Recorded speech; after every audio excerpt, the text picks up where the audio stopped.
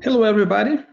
Thank you for joining us today for a talk on the impact of COVID-19 on supply networks, digital innovation, and the new normal. And I would say good afternoon, good morning, and even good evening, knowing that some of you are in different continents. So welcome. Before we get going, I would like to thank ISCEA for this opportunity to share some thoughts on these topics that are so relevant during the trying and crucial times facing organizations and leadership teams everywhere. If you have questions or comments, please send them via chat box to the global desk who is moderating the webinar. And we will have a little time towards the end to answer questions and comments. So just type your questions or comments on the chat box. So let me start with a brief introduction about myself and my current work. So I'm Ednilson Bernardes, and my educational background includes a doctoral degree in operations and management sciences from the University of Minnesota and a master's of science in operations, innovation, and technology management from the Federal University of Rio Grande do Sul in Brazil. Before academia, I spent about 10 years in the highly innovative environment of aviation and the global aerospace industry, which has had a profound influence on my research, teaching, and other engagements. My current focus is on process transformation and innovation in supply networks. I started my post-secondary education and a career with the Brazilian Air Force when I joined an Air Force college back in Brazil. And upon graduation, I worked in air transportation as an air crew member and led process innovation and improvement and was involved in digitization initiatives. Was actually the first time that I was exposed to a project on that area. I later joined the aerospace conglomerate Embraer, the world's third largest aircraft manufacturer, under their Young Talents program. Through that experience, I could observe the dynamics and some of the challenges and opportunities surrounding global supply network interactions and operations firsthand. And in that position, I had the chance to lead process innovation and digitization projects internally and with selected suppliers, specifically one major project that I had the opportunity to lead, and other performance improvement initiatives. Now, besides research, I have interacted with and led or facilitated innovation and performance improvement initiatives in large organizations, such as WVU Hospital and the DEA here in the US, including quality, logistics, and process flow issues. My latest project is a book that I co-authored with a fantastic team of insightful colleagues that is available for pre-order now and will be in stores in a few weeks. And in this book, we propose the reimagination of supply chain management processes and discuss a new supply chain model leveraging the latest digital technologies. It turned out that the topic became very timely in the face of the current crisis. Very good. So I currently work in with West Virginia University, where I started and have been helping lead an innovative global supply chain management program with an end-to-end focus. The vision that I brought to the curriculum and the development of the program is grounded in educating and training supply chain professionals to lead and transform supply chain activities, processes, and practices. most of our courses in the program are project-oriented and involves partnerships with industry. We have a lot of companies that have partnered with our program around the area and also across several different states. Our faculty is very innovative, and they are willing to try new things in the classroom and outside of the classroom. We have a lot of hands-on projects with our students. It is a challenging and a stimulating program, and our graduates have been doing amazing things. We're very proud of that program and of our graduates. Now, let me, our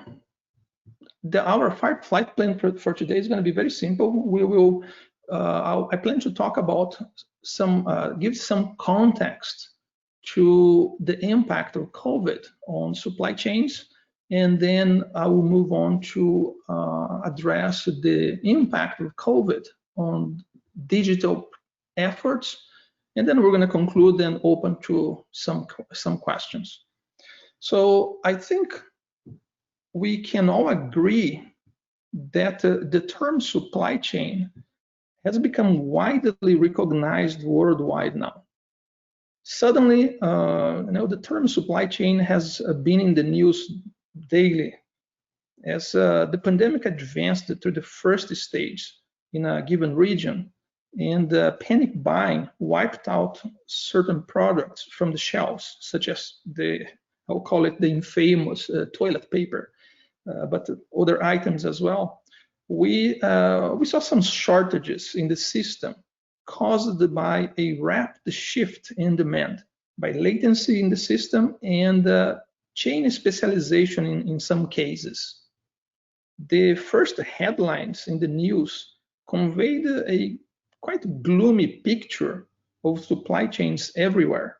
And some of the things that I'm going to mention here later on will be mostly from the perspective of US, but they are applicable to different regions. And so this gloomy picture of supply chains, again, everywhere. And for sure, the supply chains were shaken and stressed. There is no question about that.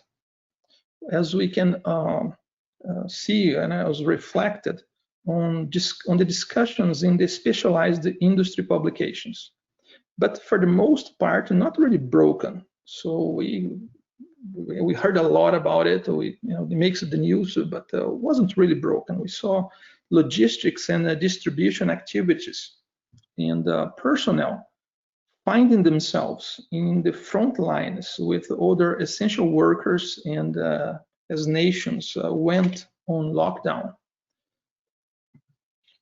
And as the pandemic evolved, we saw supply chains for essential items and leadership teams adapting in the face of unprecedented challenges to maintain the flow of necessary items and goods. I think there is a widespread public recognition now about the importance and the role of supply networks and its challenges and constraints. So we see a lot of talk in the media, in the news. I think a lot of people, I see my colleagues from different areas mentioning and bringing up the subject. And although I feel there is also some misperceptions about how supply networks operate, but the term is being really out there. And the term the supply chain even made it to a tweet of the current US president. After the initial scrambling, and now that most economies are slowly reopening across the globe, a provocative question and topic of leadership discussion and action in C-suites everywhere are what the future looks like for global supply networks. Is that their demise, as some headlines seem to suggest? Every other week we see in the news in some outlets or in some newspaper, some headlines questioning or bringing up the possibility that global supply chains are, are something from the past, are done. So what are the effects of the pandemic on how we design and run supply chain processes and their operating model? So let me share some brief thoughts on how might COVID-19 drive global supply network reconfiguration, and what the future holds, and the role of digital innovation in what we're calling now the new normal. So as I mentioned, this is our flight plan. The agenda is very simple. I'm going to just provide some general context and go over an example of a critical and concentrated chain to illustrate the topic that I'll be discussing. And we'll talk about some challenges and reconfiguration, and then the role of digital transformation. And I will then open for comments or questions. All right, so let me start with this. First, it helps recall that this is not the first outbreak we face in the last few decades. We have met quite a few virus outbreaks, including the bird flu, the swine flu, Ebola, and so on, and several other infections that seemed to move internationally. COVID-19 is different in how fast it spreads and in its global reach. The impact on supply networks reflected both those characteristics and also the sequential evolution of the spread. So first, it affected production in China, which is a significant, basically the biggest global supply chain hub. And so they went on a lockdown after their Lunar New Year back around February. And that caused initially local disruptions, of course. But then this first hit, it subsequently, it caused shocks in countries less affected by the virus at the time of China's lockdown, and reducing the availability of necessary imported industrial input. Now, as the virus is spread to other major supply hubs like Germany and the US, the availability of industrial input dried up essentially. As the output in China later on started to come back up online, the global chain's stress continued because of the arrival of the virus in other international regions. And eventually, as we all know, the virus affected all major global supply chain hubs and economies. And the bottom line is, we have had some other outbreaks before, but this one was different. And the design of the modern global supply chains has revealed weak points in the face of this worldwide outbreak.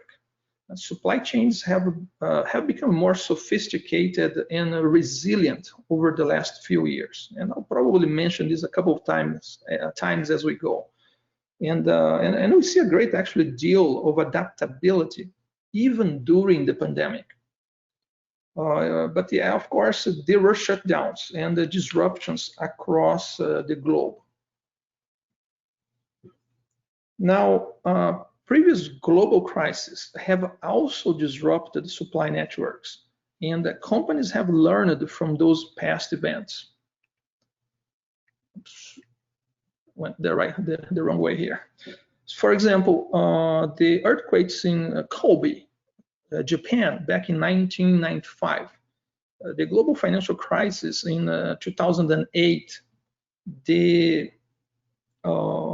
volcanic ash plumes in Europe in 2010, the Japanese earthquake in 2011, the Thailand river floods in 2010. I mean, the list goes on. We have had several past crises. Each one of them shaped the design of global supply networks, making them more resilient on so many levels. So let's take the Japan earthquake and tsunami back in 2011, for instance. it led to a rearrangement of the global supply network of auto industry, for instance. So the Fukushima prefecture was responsible for, so that region was responsible for over 70% of critical auto parts for the global market. So companies revised after that event. Companies, organizations revised their sourcing and manufacturing. The scope of the impact of past events and their effects on resilience also changed over time. So let's take the earthquake in Kobe, Japan. That one impacted mostly the first tier stage of supply chains. Now move forward to the economic crisis of 2008. That one made supply chain executives more sensitive to the need of having a more macro view of the supply network.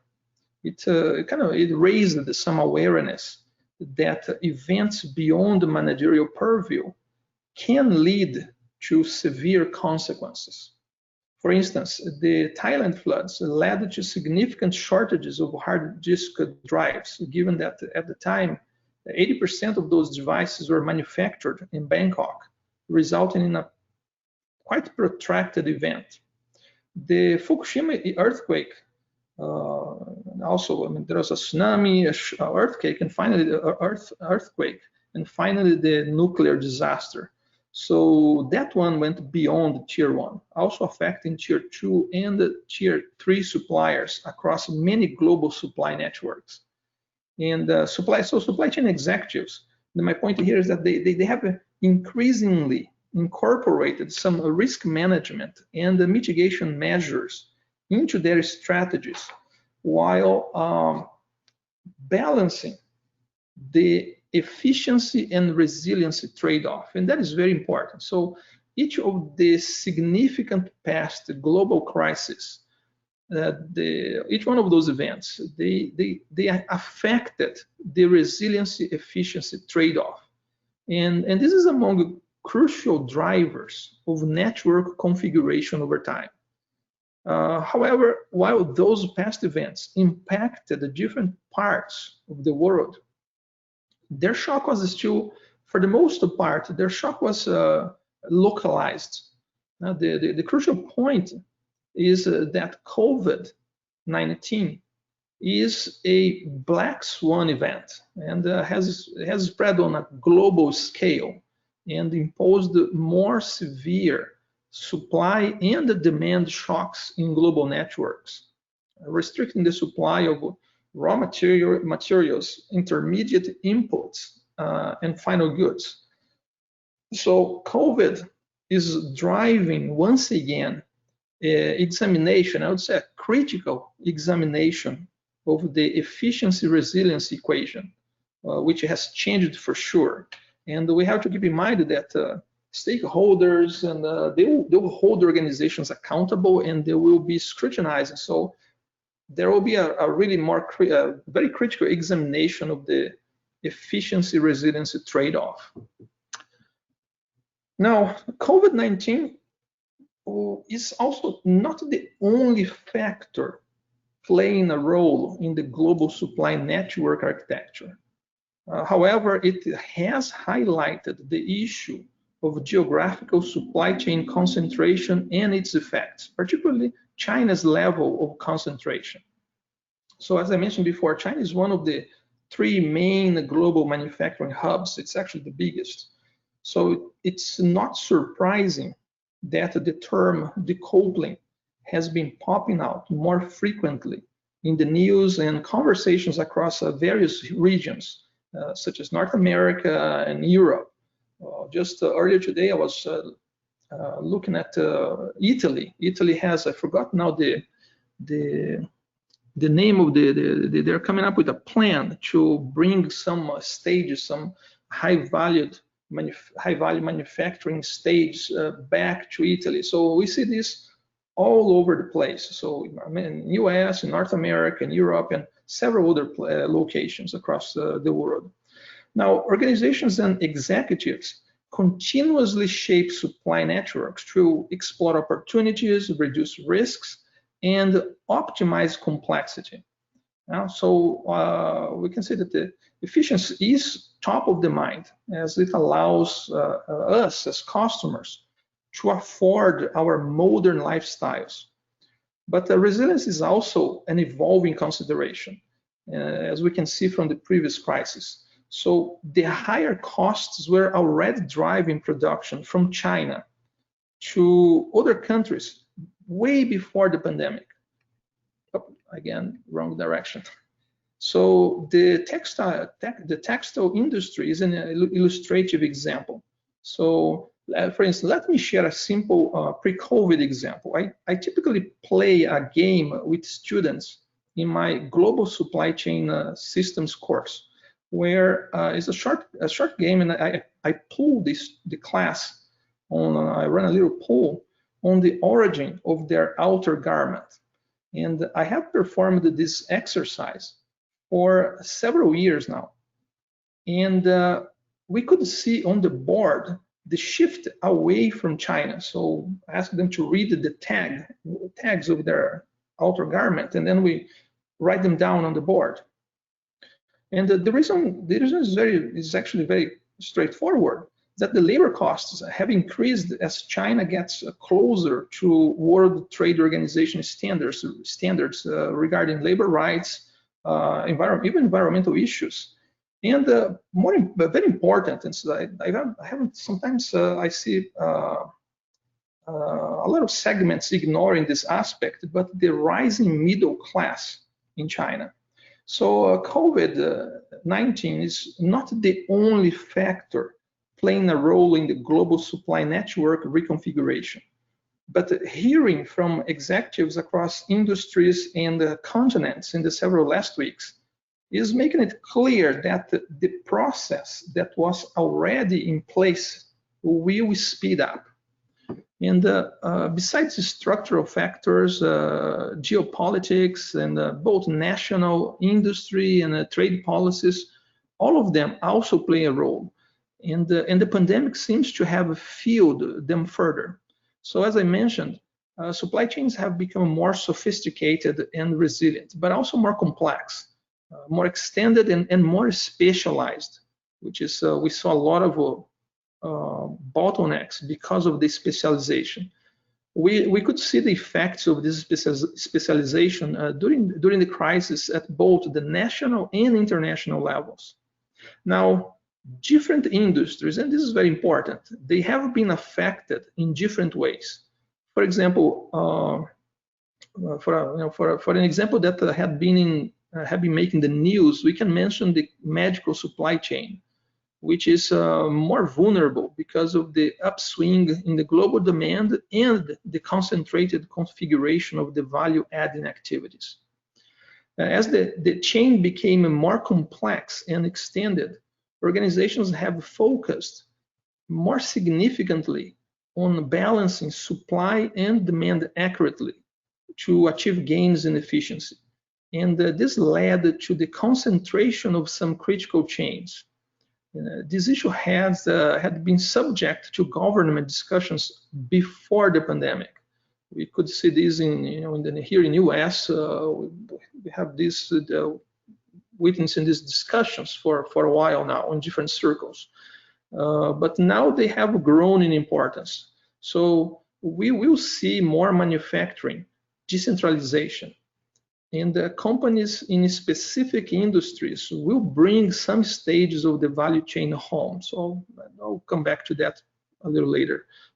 So let's take a quick look at another highly, so I mentioned the medical supply chain. Let's take a look at another highly specialized and integrated chain, the semiconductor industry, to visualize some of the vulnerabilities and the reason for concern and a lot of discussions now, and we see a lot of discussions in terms of policies on this issue. So globally, there are basically only two really principal foundries that manufacture chips on a contract for other companies, capable of producing the most advanced chips. So, for instance, in the US, we have several, but none of them are Dell is the only one actually capable of producing these more advanced chips, but they don't produce it here. So one of them is located in South Korea. The other one is the TSMC, the Taiwan Semiconductor Manufacturing. And this one is the largest one. So many of the major US chip companies depend on TSMC to provide their most advanced products. For instance, AMD, Apple, Broadcom, Intel, and Qualcomm, NVIDIA, and the list goes on. And of course, there are other global companies such as Huawei, sorry, got stuck here, that also depend on this foundry, in this company. So it has been observed that Taiwan illustrates, and we can see that very clearly in this simplified image that I put together. They illustrate a single point of failure for the majority. So looking at this network from the perspective of US for a moment, but we can make the same assessment from the perspective of different countries. So it illustrates a single point of failure for the majority, in this case from the US, the US largest and the leading technology companies. Now, besides, to further demonstrate the complexity of the issue, this company, ASML, is a Dutch company, Advanced Semiconductor Materials Lithography.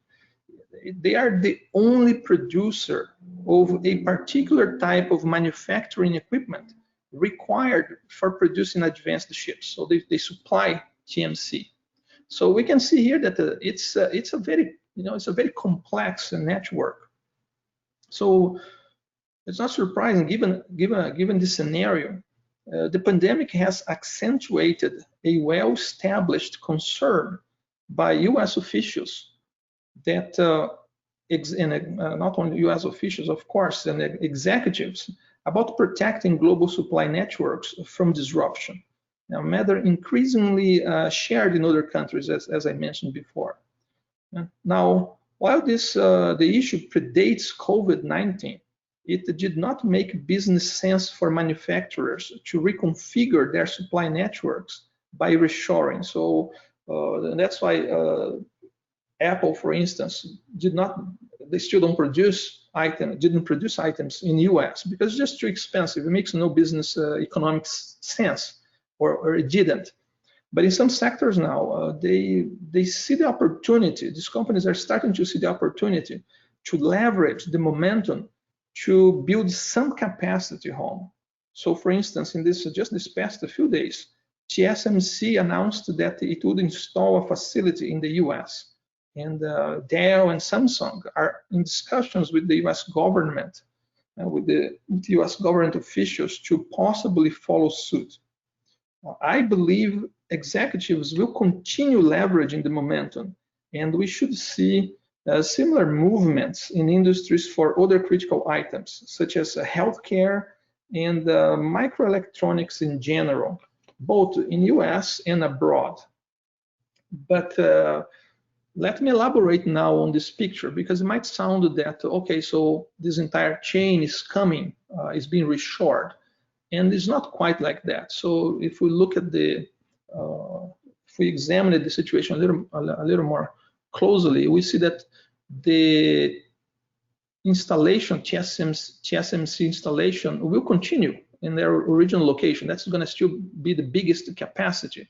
So it's a reshoring, and I'll come back to that, but it's a reshoring with, we're basically diversifying a little bit the location. So the plant in US won't have the same capacity of the original location, but will be installed in the countries should something happen or should the need arise, as the pandemic has shown us that it's necessary, right?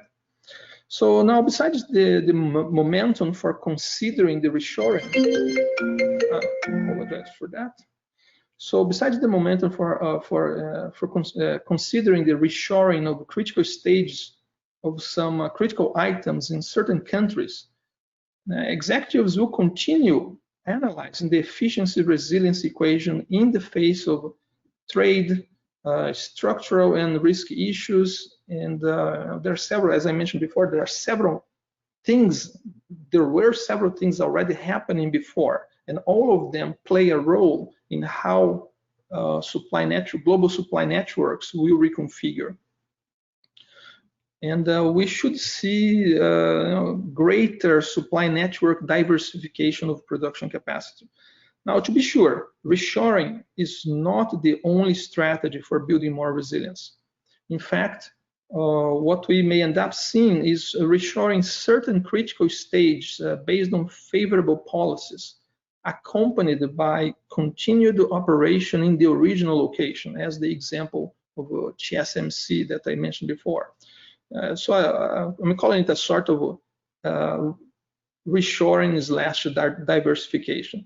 Another aspect of reconfiguration that was already undergoing and should now take a whole new dimension in attempts to diversify is nearshoring.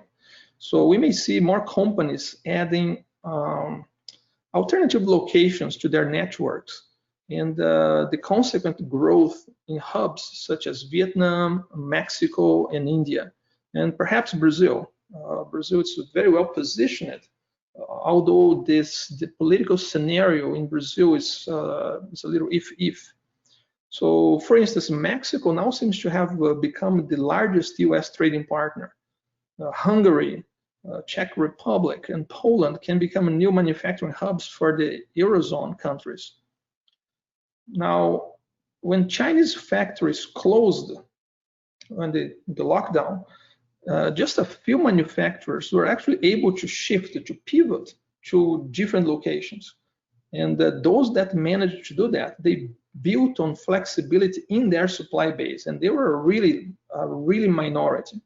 So one interesting observation from hearing organizational and supply chain executives plans that came to mind, and I thought I'd share, regards the role of environmental sustainability. So that was not the plan to talk about this originally, but it just came to mind.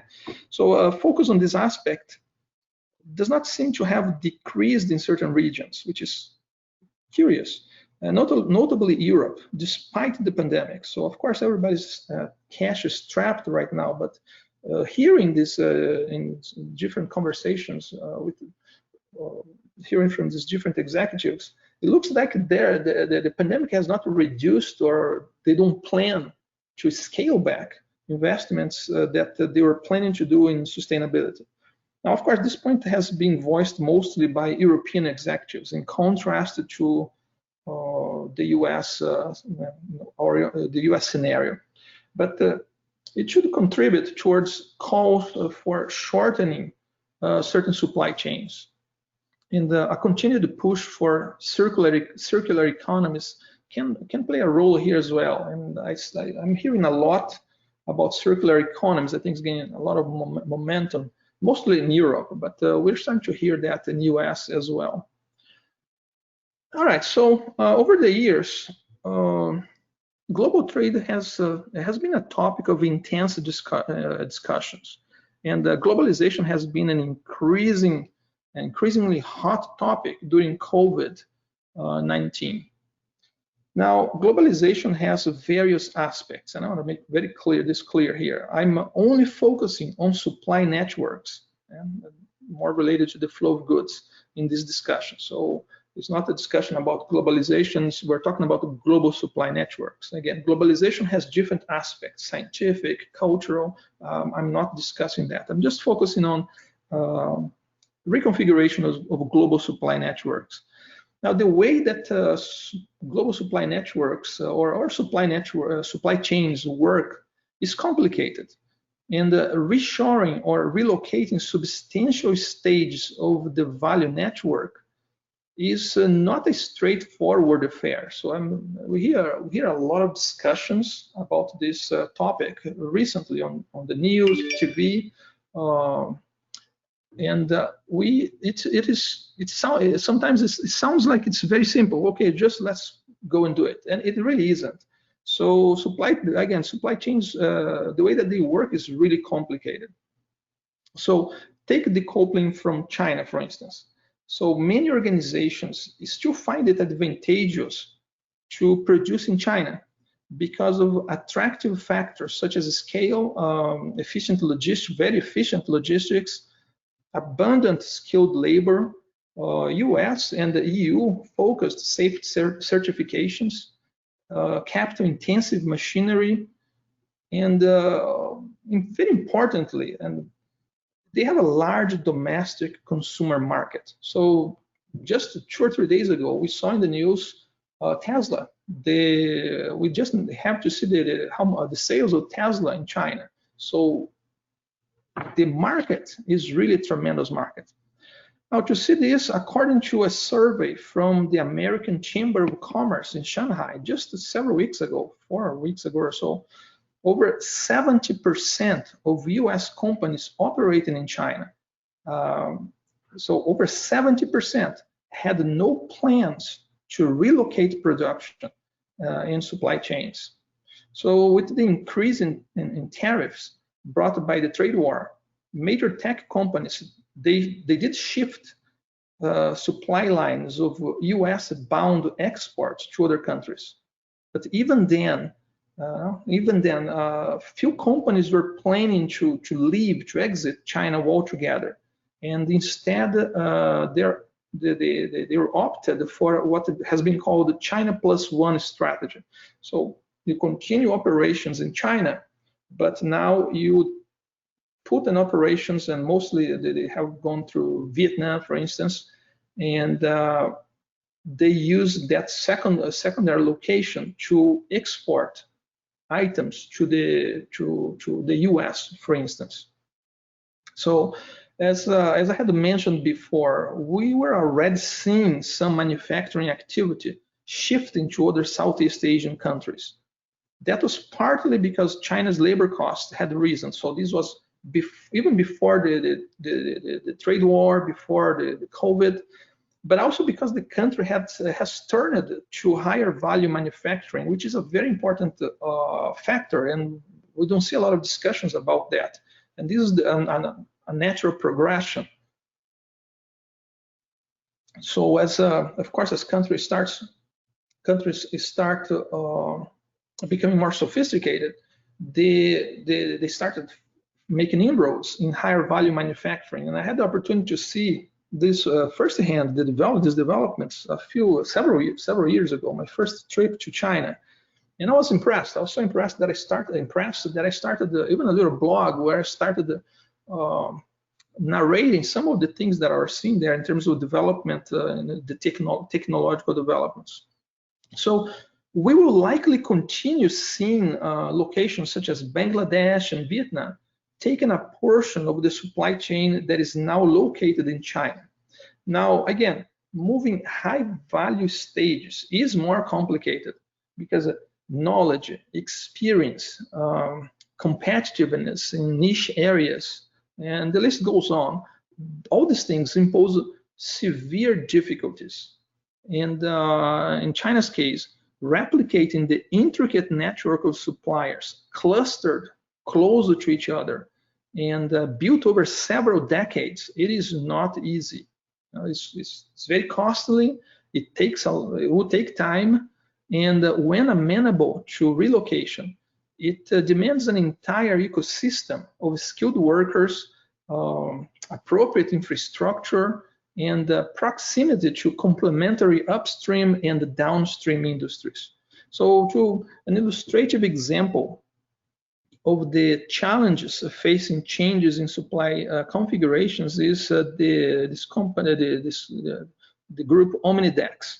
So this company produces large pumps for a manufacturer of industrial equipment located here in Pennsylvania, so a few hours from where I'm based right now.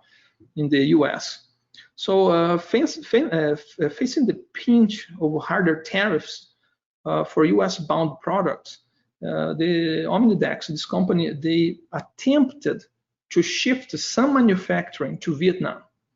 But the company has faced quite some challenges. For instance, the local factories have been able to absorb only about 25% of the 80 parts needed to produce one particular pump model. So they could not really relocate more than that, and now they have the Chinese engineers visiting the plants in Vietnam. So it made things way more complicated for them. So this kind of illustrates how the process is not really easy. So in short, COVID-19 accelerated some trends already in place, as I discussed before, but also highlighted others in terms of reconfiguring global supply networks. The pandemic highlighted the dependence on one region and the risks of concentration of supply capacity. I would say it's still early to distinguish precise patterns, and strategies will definitely vary by region, by product, by company, but we can distinguish some general strategies, as I have been mentioning. So first, we will continue seeing supply chain activity moving out or fragmenting from China to low production cost countries in Southeast Asia and other areas, mainly for goods bounded to the US market and particularly low value activities. But we'll see, so this will continue, will increase in fact. So we may see the expansion in supply hubs such as I mentioned before, locations in Eastern Europe, India, Mexico, Brazil, and Vietnam. Now, of course, if as a region, if you want to leverage the opportunity to enter or to intensify participation in this global value chains, become part of this of a specific global supply network, you have to, any particular location will need to increase their investments in infrastructure and showcase an appropriate business environment. In other words, candidate locations must up their game to become competitive, making investments in infrastructure, talent development, business environment, and so on. What else? Companies will nearshore some of the supply chain stages, and we will also see a small percentage of the reshoring of supply chain activity to the US, for instance, or Europe, mostly for high value or strategic networks. Among drivers for reshoring and nearshoring are national and industrial policies, government incentives, and automation. Now, while reduced by a significant factor, a substantial part of the existing global supply chain capacity will continue in China to serve the Chinese market, which is it's a really substantial and expressive market, and to benefit from renewed incentives and other structural elements. So we see the Chinese provinces and governments renewing the pledge for assistance and offering some additional incentives for companies to stay. And besides, some will stay because of the impossibility of moving in the near term, motivated by cash flow limitations for starters. So we're still navigating this tremendous health crisis. And in other cases, because they simply don't have a feasible alternative, mainly for high value manufacturing. It's, as I mentioned, it's not straightforward. So ultimately, leaders can build more resilience in the system through multiple supply points, making the network more agile and building capabilities for end-to-end visibility. Now, this brings me to another crucial factor in the global supply network reconfiguration, which is Industry 4.0 and supply network digitization, particularly. So what is the impact of COVID-19 on digital innovation and let's call it the new norm? So there is a humorous image going around the internet that captures well what COVID-19 represents for the undergoing efforts to digitize organizations and supply chain processes. We have it reproduced here, this upper portion, and it asks who led. Oops, sorry, I apologize for that. So let me go back to see what are the questions. Right here. There you go. Sorry about that. So it asks who led your digital transformation. So the pandemic has underscored the difficulty of supply chains to react to global disruption. And it could be the event that really pushes organizations and leadership teams to rethink and transform global supply chains into a more digital environment and digital models.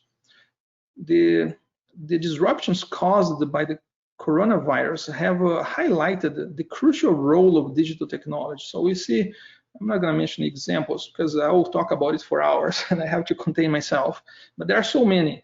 But we saw that from supporting remote working to decontamination, to scaling digital channels for surge in demand, and so on. So we have seen leadership teams achieving tremendous accomplishments in terms of leveraging technology to respond to this crisis. However, not everything has been roses, and the crisis has shined a spotlight on fundamental weaknesses in the network system. So some reports indicate that over 70% of the organizations that are pursuing digitization are still in the early stages of their transformation. So all in all, this crisis is accelerating an already growing trend towards digitization. So agility has proven mission critical during the current crisis, which is, as I mentioned before, is not an isolated event, and it's definitely not going to be the last one. So it will continue to be crucial as we move forward. The need for demand sensing and greater visibility into suppliers are also clear takeaways from the pandemic. And agility and visibility are related in that we need clarity throughout the system to respond quickly. For instance, what level of inventory is available at the factory, at a given distribution center, in transit at suppliers, at the supplier, and so on. So we saw organizations spending a lot of time and effort assembling the information in improvised manual war rooms because the information needed was not available to support quick decisions. So to build transparency into the network system, we need digital connectivity, from virtual meetings to automated factories, online orders to drone delivery.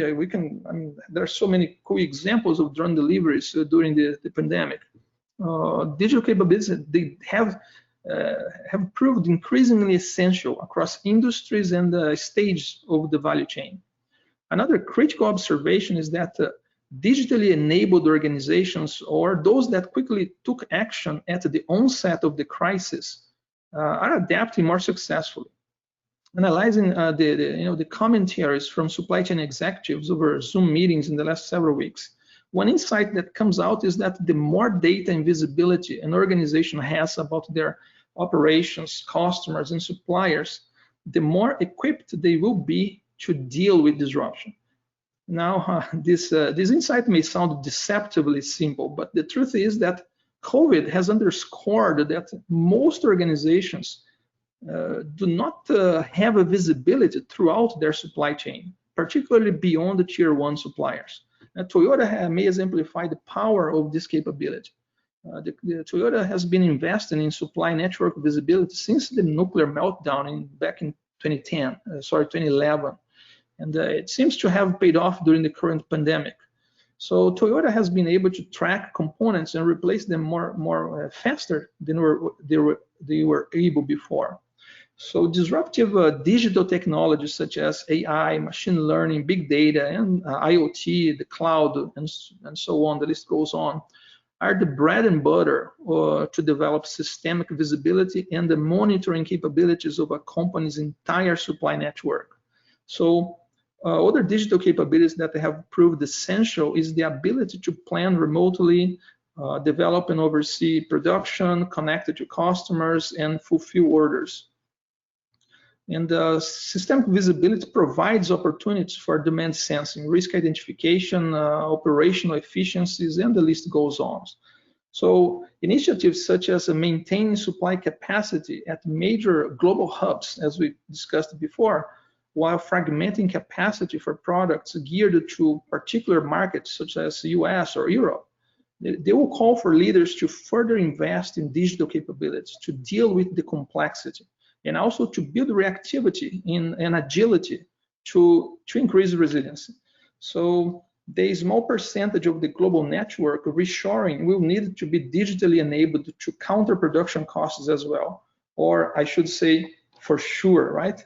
So COVID has underscored how information continues siloed within organizations and across supply networks.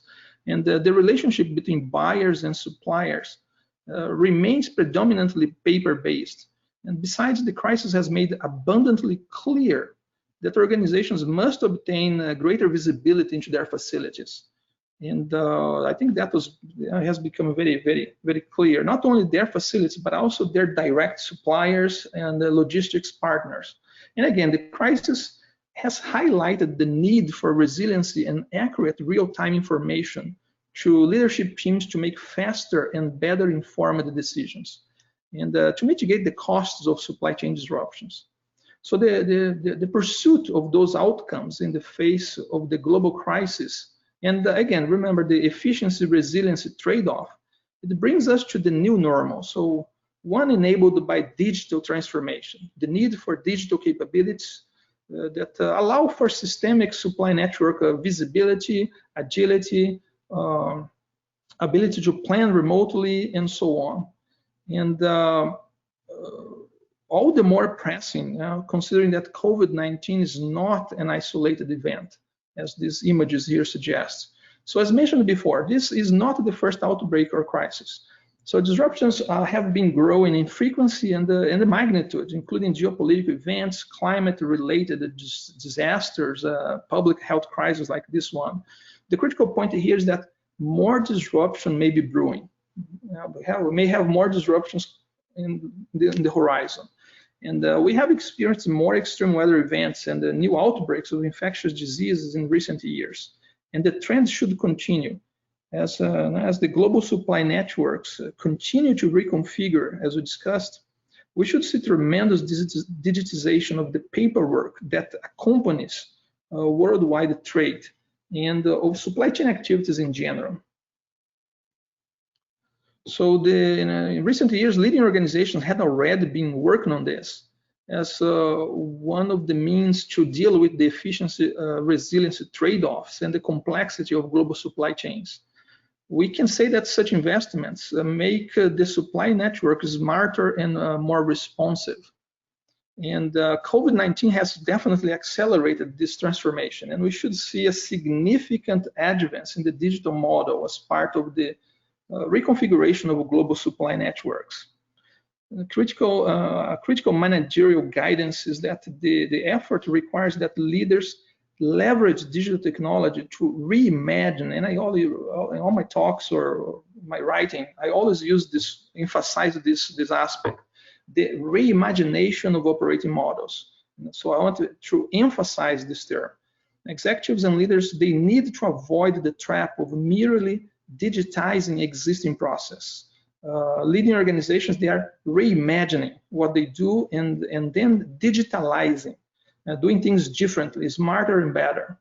Of course, I have taken a more systemic view, or let's put it this way, a broader view of the supply chain in this presentation, but we should keep in mind that the phenomenon is end-to-end, so encompassing last mile and all the mile operations in between. Let me see, we're hovering timing. Okay, let me just close up here. So as organizations and leadership teams navigate out of this crisis and prepare for the post-pandemic, we should see more use of digital processes and automation. As I mentioned, the crises have become more frequent and severe. And one of the issues underscored is in this current one is that supply management executives in general, they have limited visibility to upstream tiers of their supply network. So they lack a complete picture of the origin of materials flowing downstream towards their suppliers. And such lack of visibility raises the risks and compromises the resiliency of the network tremendously. So this dynamic in the face of COVID will drive further and faster digitalization. So we should see a continued transformation from what we call a linear and siloed supply chain model to a digitally interconnected system that can integrate ecosystem partners faster and display greater agility. And we call this model the digital supply network, which builds on the latest technological developments to dynamically provide near real-time visibility across various aspects of the supply chain simultaneously. And the idea, very well, this brief discussion is by no means exhaustive. So the idea was to highlight that we have had other global events before, but the COVID is different. And while very impactful in scope and scale, is not the only factor driving global supplier network reconfiguration. It's also accelerating or reinforcing other factors. And we will see an increasing level of digitization as we move forward. So I also wanted to highlight that organizations will see some reshoring as an option among many others. And the strategies will vary across regions, industries, stages of the supply network, the level of value, and so on and so forth. All right, so let me stop here. Otherwise, I'm passionate about both subjects, and I'll go on for the rest of the day. So here we have how to connect me, different ways to connect with me. And you also have information about the ISCEA programs highlighted over there. So let's see if we can address quickly some questions. Somebody has to nudge me, otherwise I keep talking. As I say, I'm very passionate about this